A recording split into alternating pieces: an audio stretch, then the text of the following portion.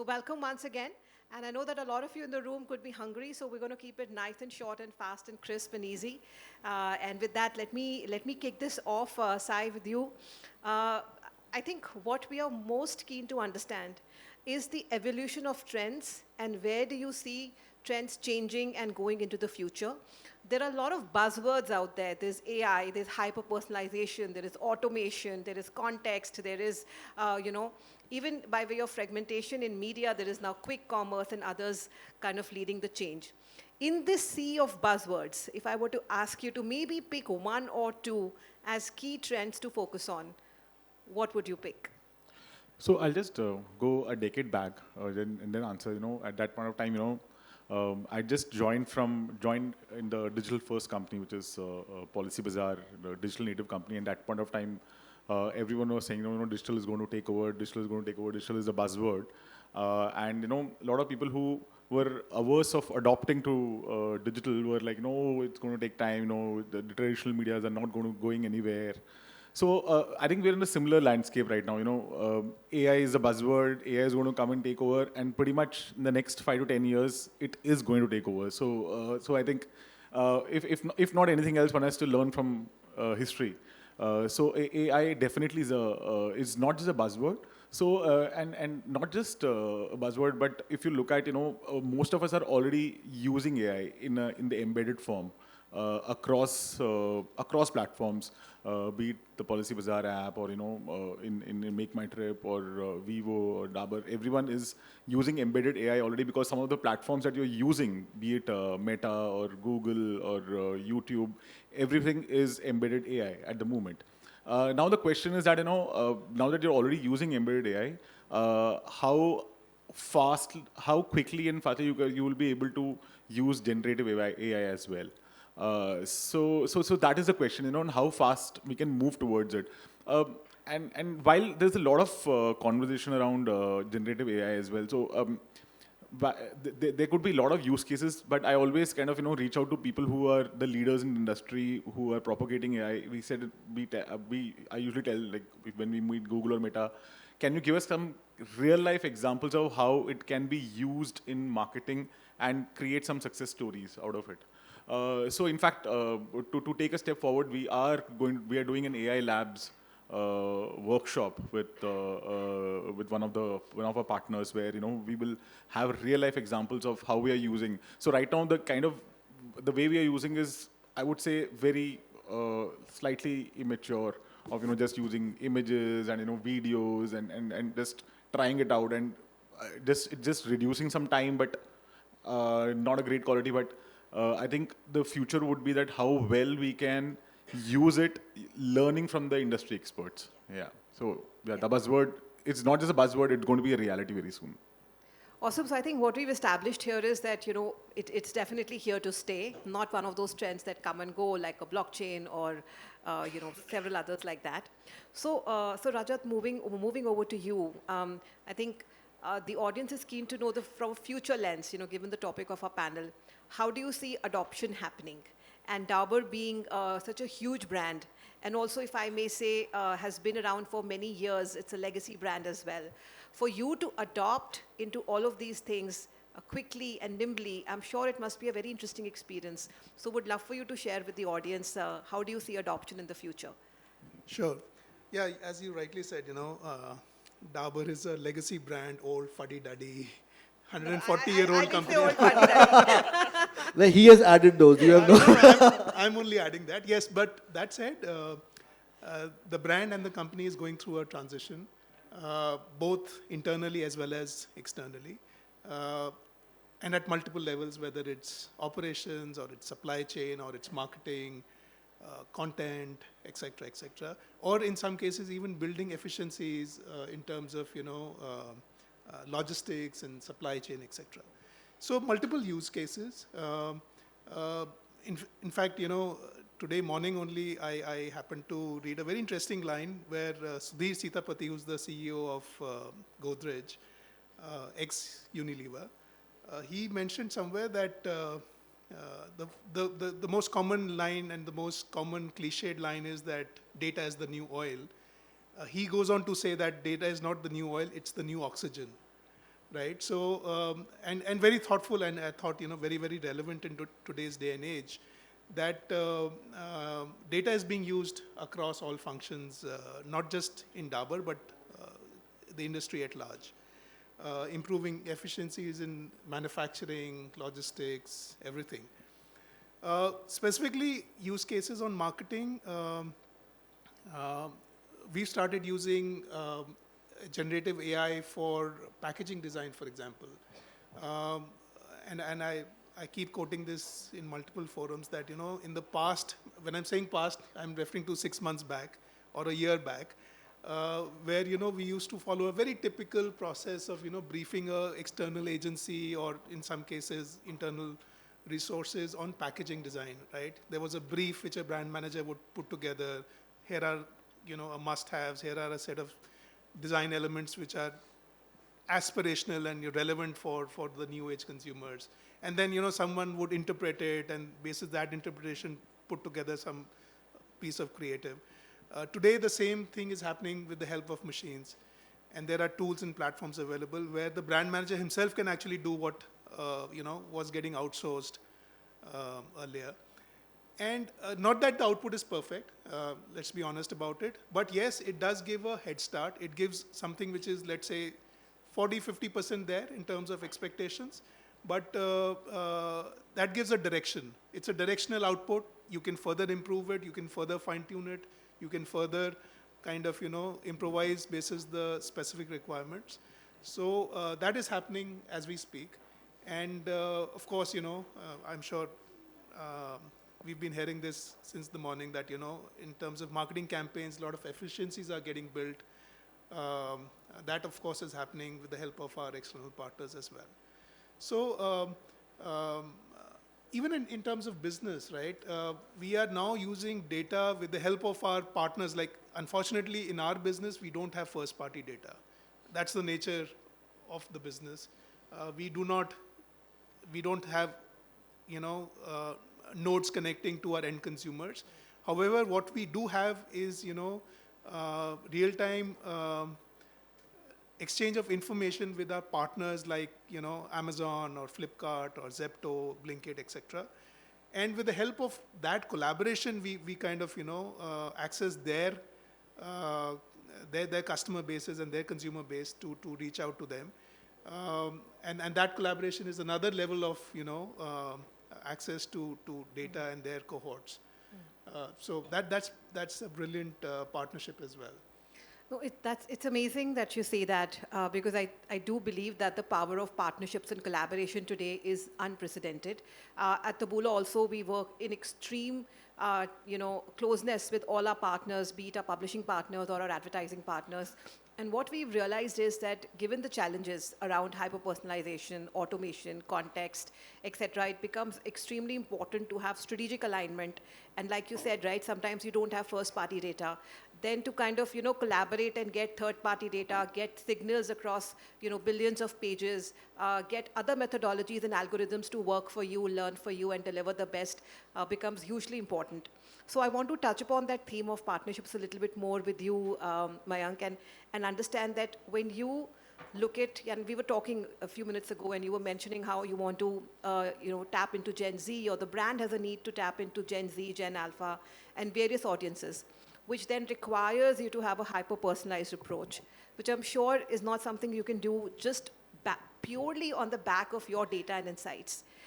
What are the strategies do you use? What are the partnerships that do you use to deliver hyper-personalization in the context of your brand? I think, first of all, from a hyper-personalization point of view, I think what the AI thing has brought to us is, I think, it's an excitement in us. When I say, because when we was thinking about, okay, strategies, we have range of services from 18 years to, say, 65 years of age, and there was always a strategy either goes this way or that way or a middle way, right? What he has given us is power, is a lot of power to go as hyper-local as we can. We are able to generate content in a different cohorts with their own regional languages, in their own tonality. And it gives us free way to do. See, understand from a marketing point of view, generating any content and releasing that particular content, it's one investment in time, At the same time, investment in money. At the same time, it has its pros and cons in terms of will it kick off or not. By the time somebody else will do something and will say, oh, that campaign is much better than us. But here, because the investment is pretty low in every time, be it like money, it gives you that A/B testing to forget about A/B testing is now A, B, C, D, E, F, G targeting. Those testings are in place with you so that you just generate content, go out in the market, test them, play with that particular content, and talk to the consumer in the language he wants to talk to you. Gone are the days where I have a DVC or a TVC and that's been running for the entire 2 months, 3 months, or 4 months. I can change my communication every week. I can change my communication to an individual basis, his frequency to me. So I think that is the kind of hyper-localization which we are looking for. And what we are enjoying here is the consumer has started interacting with us. The earlier the one communication goes, consumer says, okay, either he does a like, comment, share, or next time he skips. But I know when he's seen my one creative, the next one I go is a different creative. The third one I go is a different creative. So my engagement level with the consumer has increased a lot. Amazing. And I think this whole thing of consumer engagement has also evolved so much. Like earlier, it used to be a very vertical style of communication, tops down, billboards, print, even large banner ads, etc. But now it's more horizontal. It's one-to-one through social, through native, and so on. And it's interesting for the audience here. I'm sure you're noticing that it's a very diversified panel.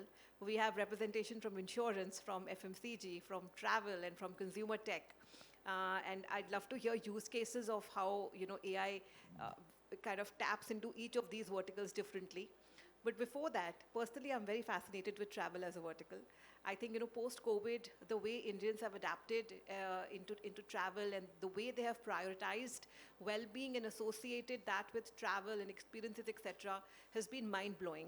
And I'm sure that transformation in the consumer is also reflected in how you have transformed your company, your offerings, and using AI in that. So if you could shed some light on how AI is helping you tap into changing consumer behavior, that would be amazing. So I'll start by first saying that the modern marketer's job isn't easy. Right? There are multiple challenges that are there today which weren't there, let's say, a decade back. There's multiple pieces of content that a user can consume. It's not one for all, but one for one. I could be consuming something very different than what you're consuming. So there's very little aggregation of content which I can, there's still cricket, but outside of that, there's very little aggregation of one mass piece of content which you can consume. I think every category will talk about premiumization and how, that's where the money is right now in India lie. And again, you will see that a big chunk of that bullseye TG is sitting behind a paywall. How do you reach out to them? With the fact that there's a very short attention span, with the fact that given some aggregation of media as well, there's very high cost of inflation, and with the fact that attribution of all those channels is also quite fuzzy, right? So what's your solution to all these modern marketing challenges? Data and AI, right? So that's why I think Sai started beautifully by saying that you can't be assuming that it's just a buzzword and sit on it and assume that, it'll take its own due course. You have to be at the front, take it by the horns, and say, how do I leverage it for my business? Specifically for Make My Trip, the way we look at it, and one mistake that I see a lot of young marketeers think about AI is that it's just Gen AI, and it's just a gimmick in terms of how do you do something cool, right? The consumer doesn't care आपने AI से ad बनाया है कि manually किसी ने बनाया. He doesn't care how it's generated, right? You have to look at AI, ML, and Gen AI in terms of how you adding incremental value to the user. And the only way you will add incremental value to them is by giving them, in the case of Make My Trip, better discovery, better personalization, easier booking process. How do I give him, I think there was an example in the previous session as well, how do I give him content, serving him content in the context of his macro and in the context of his current search behavior, right? So use cases which are speaking to these attributes are a lot more meaningful and they'll add incremental value to the user. On AI ML, for example, we've built products like zero cancellation products like trip guarantee on trains, products like fare lock on flights. You can lock in a particular fare irrespective of whether it goes up and down. These aren't possible unless you use ML AI techniques to understand your own data and bring that solution up as a value proposition to the user, right? Similarly, when it comes to Gen AI, from a product experience standpoint, look at review summaries in the context of a search. So if you're a family traveler searching for a hotel with kids, then the kind of reviews that get surfaced up for you, the kind of hotels that get listed to you are a lot more speaking to that context, right? And the content that we as marketing then serve up to that user when he drops off and we try and retarget that user is speaking to that context. So as long as you use AI, ML and Gen AI in terms of value addition, they are the brahmastras to the modern marketeers' problems which I listed earlier.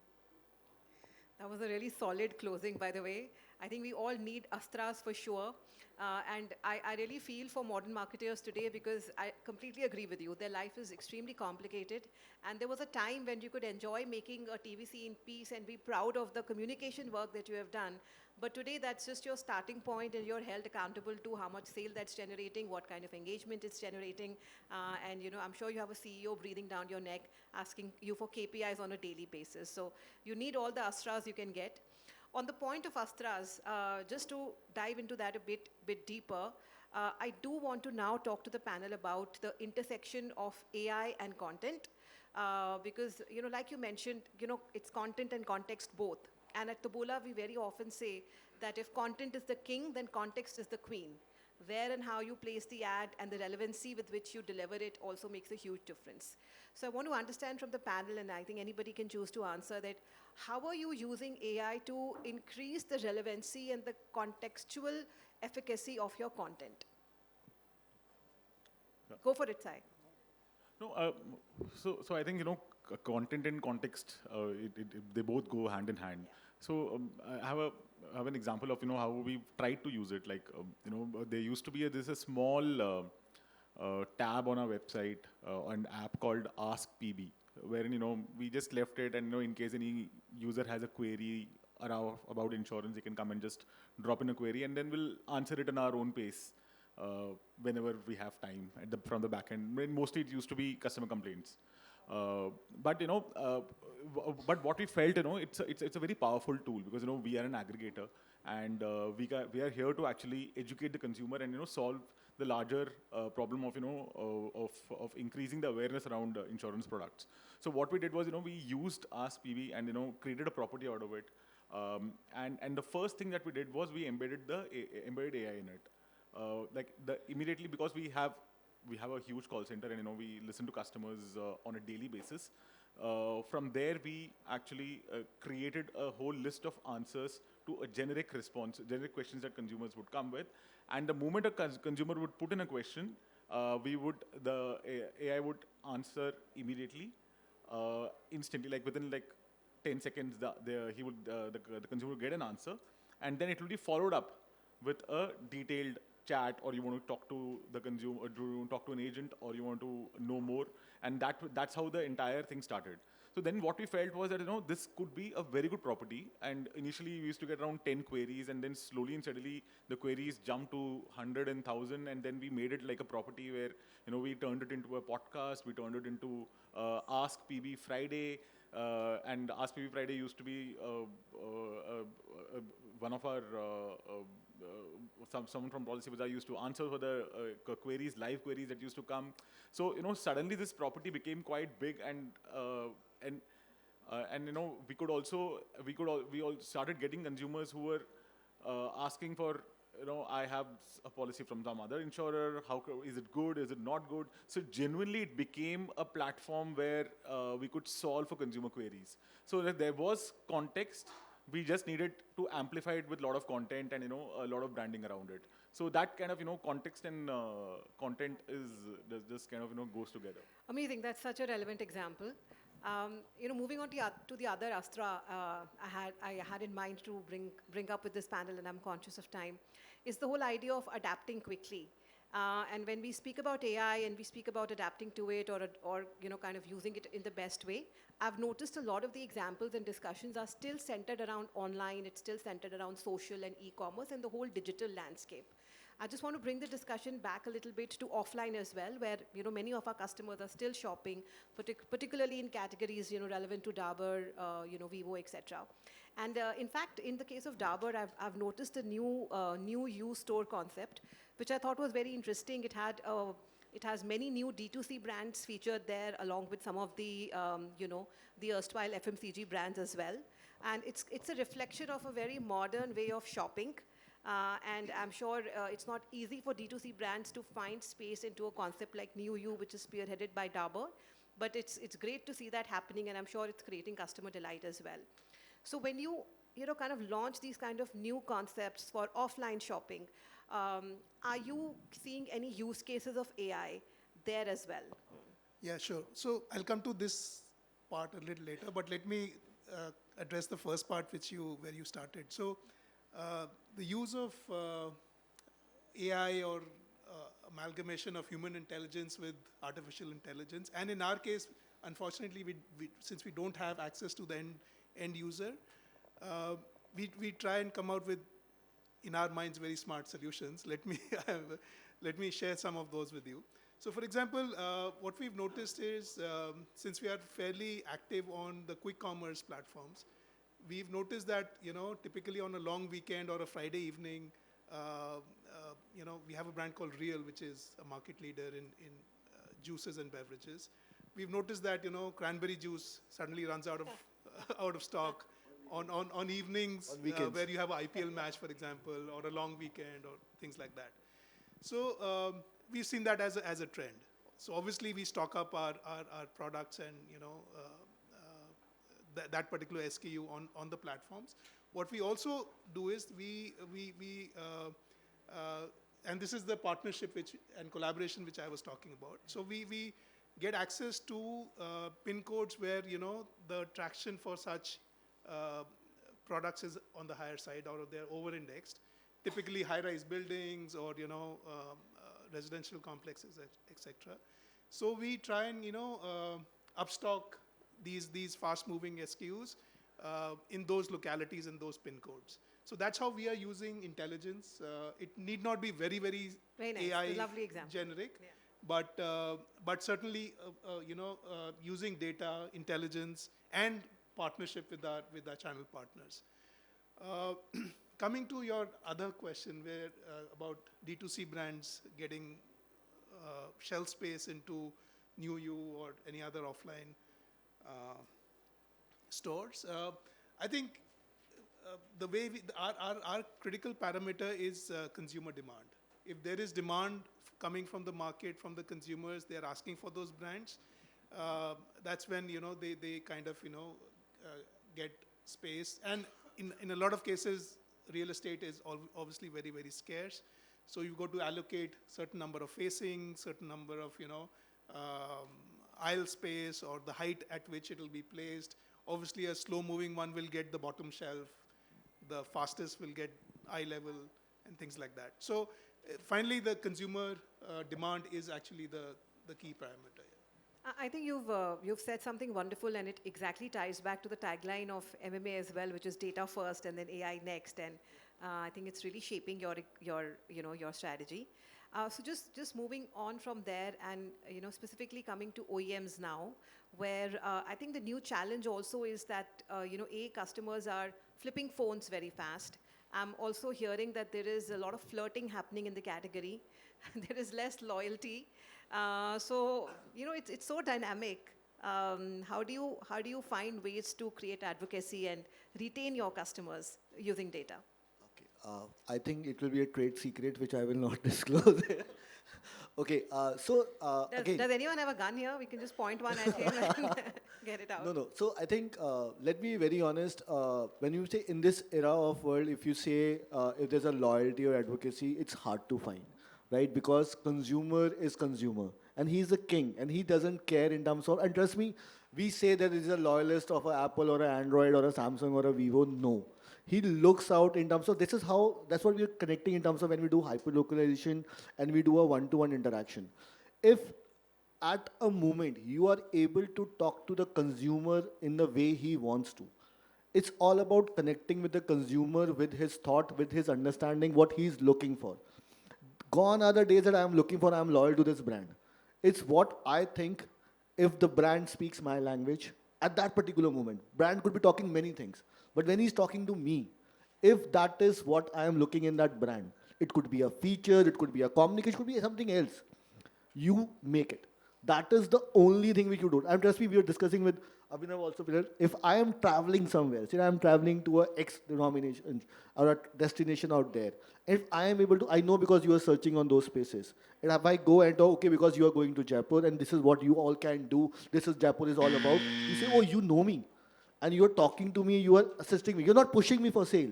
So you can't push him, okay, no, please, this is me, buy me. He knows what he has to buy. But what he need to convince him is why you should need to buy me. How do you associate with me? If you are able to have that connection with him, trust me, to add to just one also, because when we say retail media, this is what I think the love thing which is happening on retail media. Even if you come to my shop, you look for a product X, V, Y, you might not bought something. But what we try to do is we try to capture, take your consent, reply back to you on WhatsApp on something, boss, because you are interested in travel, here are some features. You are interested in camera, here are some camera trips. I'm not giving you that you buy Vivo. What I know is because you are interested in camera, because you're looking for phone, here are some photography tips for you. Whatever phone you buy, it's me for you. So that's how, if you have that brand love, it will automatically have a pull. Yeah. Very nice, and I'm so glad you brought up the concept of brand love, and I want to kind of make sure we circle back to Abhinav before we wrap this up. I just want to just bring focus on that one word, which is brand love, because that ultimately drives a lot of consumer action. And at Taboola, we're a full funnel marketing platform, so we always tell our partners that to get that brand love, you do need some degree of awareness and consideration before you move your customer sort of down the funnel. And brand love is something which honestly a machine can't create. There is a way too much human intelligence involved in that kind of strategic planning and communication. And artificial intelligence at the end of the day is artificial. So I'm keen to bring the conversation back a little bit to human intelligence and natural intelligence and ask Abhinav that in the context of brand love, how do you use a good combination of, let's say, AI and NI, natural intelligence, to really keep that brand love coming? And whenever I've noticed, whenever there's a controversy, MMT tends to take a stand, which is also effectively building brand love. So if you could just shed some light on that. Yeah, I think you said it beautifully that marketing is both an art and a science, right? So when it comes to building brand love, the creative sort of has to speak to the art.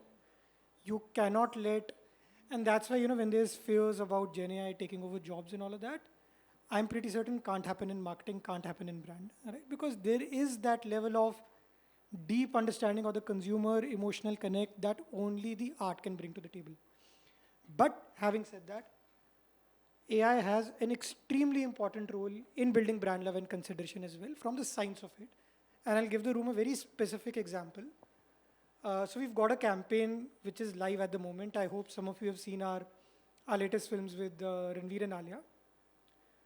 Now, while the creative is something that we've made around, international hotels, homestays, domestic hotels, etc., but AI starts first from identify, and we've got a huge repository of first-party audience, right? We've got a deep understanding of a consumer. Anybody and everybody in the country who's thinking of travel has a footprint on Make My Trip.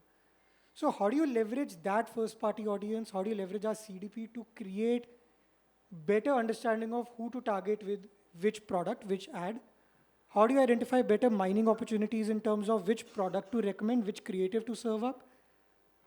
A specific example for our current campaign, if you are in market for a particular destination, we are able to identify that. So we'll know you're right now searching for Thailand. The creative that you'll get served up will be contextual to that search, and it will say that particular ad followed by a Thailand proposition. And it will be identified on a media spot, which is again relevant to that context. So if you're searching Thailand itineraries on YouTube, you will get the Ranveer Alia ad before that. So there's an art to it, but then the entire media planning side of it is the science to it, which is where data and AI has its role. That's lovely. So the creative still resides in the heart, but the media planning has just gotten a lot more scientific and data-driven. I think that's a great way to end this panel. Because this panel was all about the future of marketing, we've kind of clearly established that AI is here to stay. And as a quick summary, we heard lots of interesting use cases across verticals. So we'll just end this panel with a very quick rapid fire. I'm going to name one buzzword, one key trend that's in the news, and just you have to react to it in a single word as to what you feel about it. And we'll have a different one for all four of you. So let's start with you, Sai, and your word is blockchain. Nay. Okay. Nay. No, Not. it's not happening. All right, for you, Rajat, Web3. Future. That's great, all right. And for you, Mayank, let's say crypto, I think it's a buzz around here. just a buzz. It's a buzz. I don't know whether it happens or doesn't because few people it's luck. For few people it's like a disaster. So it's a buzz only for me as of now. Yeah. Got it. And the last one for you, metaverse. One word. One word. Fad. You're a fan. Fan, that's Fad. Oh, okay, all right. All right, so clearly a lot of these buzzwords look to be buzzwords only and fads, but AI is here to stay, so gear up everybody for the age of AI. And thank you very much to our esteemed panel for a wonderful session. I hope you all enjoyed it and have a great lunch in the rest of the day ahead. Thank you, MMA. Thank you. Thank you so much for joining us. And ladies and gentlemen, a bigger round of applause for all our panelists. We request you to please stay back, as I'd now like to call upon Rajiv Gopinath, Chief Solutions Officer of Publicis Media, and Girish Ramachandra, co-founder and CEO of Shopalist, to please join us and help us with a token of appreciation to all our panelists. Girish and Rajiv, we request your company on stage. Ladies and gentlemen, a warm round of applause as both our dignitaries also join us. First, of course, let's get them in a frame together because the smiles are always encouraged. We'll just try and place them perfect as we would want the spotlight frame to be there captured right here on the 4th edition of Data Unplugged India, right here in the capital, New Delhi.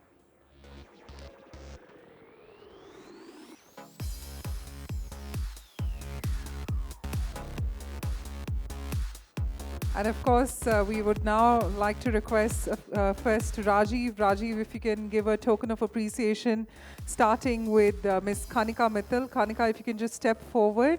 We'd request Rajiv to first give you a token of appreciation. Ladies and gentlemen, a big, big round of applause for Ms. Kanika Mittal. If I can now request Rajiv to further give a token of appreciation to Abhinav Narula.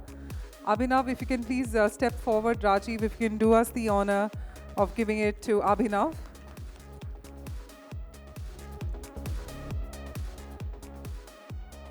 Rajiv, if you can also request you to give it to Mayank Prabhakar. Mayank, if you can please step forward. We'd like to have you and Rajiv in one frame. Let's give them a big, big round of applause. What a fantastic moment to capture.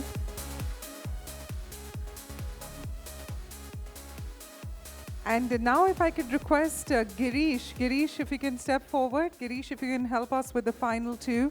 If you could request Rajat to please join Girish in the frame. And of course, let's give him a warm, warm round of applause. And thank Rajat for all his contribution on the panel today. Girish, also if you could give a token of appreciation to Sai. Sai, thank you so much for joining us. Sai and Girish in one frame. So let's get both our leaders in one frame. And thank you so much, Sai Narayan, for joining us today at the 4th edition of Data Unplugged India 2024, right here at New Delhi.